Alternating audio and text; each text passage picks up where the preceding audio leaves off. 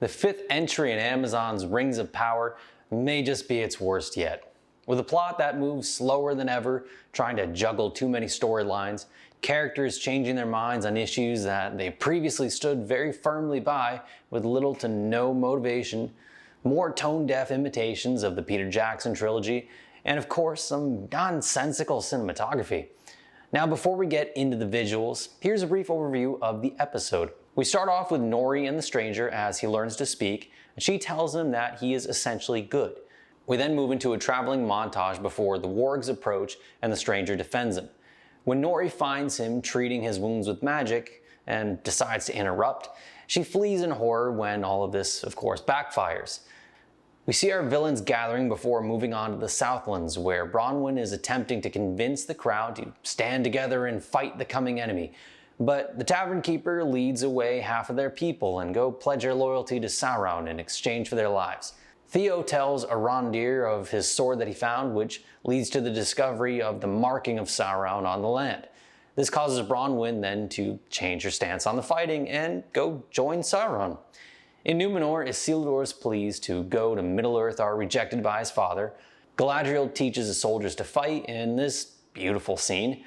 Elrond learns that Gil-galad knew all along of the dwarves' discovery of Mithril and urges him to divulge what he knows, as it could actually save their people. So Elrond then in turn tells Durin and that the elves need this Mithril, and Durin just agrees to harvest it. The episode concludes with the Numenorians' voyage to Middle-earth. There are a ton of moving parts in this episode, several which I omitted in this recap, as the episode is crushed under the weight of juggling too many storylines. And it's not helped by their rushed editing, which frantically jumps between these storylines at whim. Now let's take a look at the cinematography. First, looking at this scene here in Numenor. In typical Rings of Power fashion, the individual images look fine, but when examined more closely, they don't make sense. The light source for the scene is established as the sun overhead shining down at an angle high above this tower. We can also see from the background that this room should be quite high above sea level. However, there are caustics playing on the walls and the curtains, which would be caused by light refractions from water.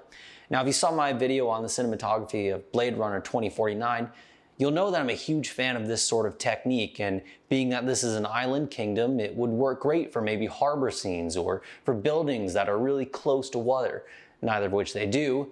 However, it makes absolutely no sense in this scene. It's clearly just added because it looks really cool, and it could have at least looked more realistic with its removal. Now let's take a look at the march to the ships in Numenor.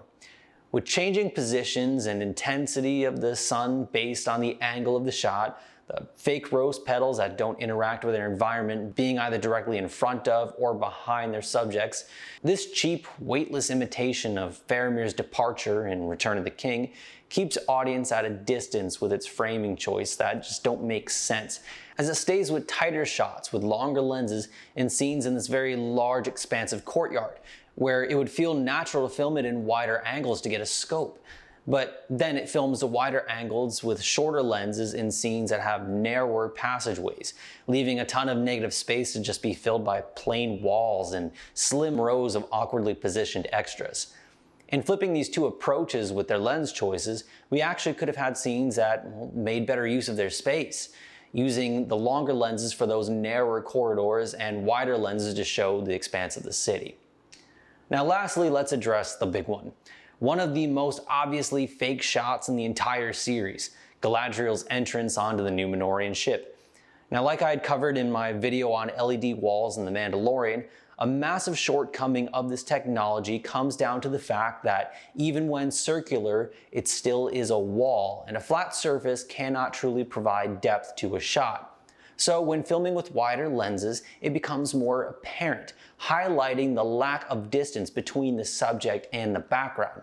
So with a longer focal length and adding in some real props and extras into the foreground and the background, this shot and many others like it could have been greatly improved. Well, thank you to all of you for watching. If you enjoyed this video, make sure you give it a like and share it and hit the bell button so you get notified every time I post a new video.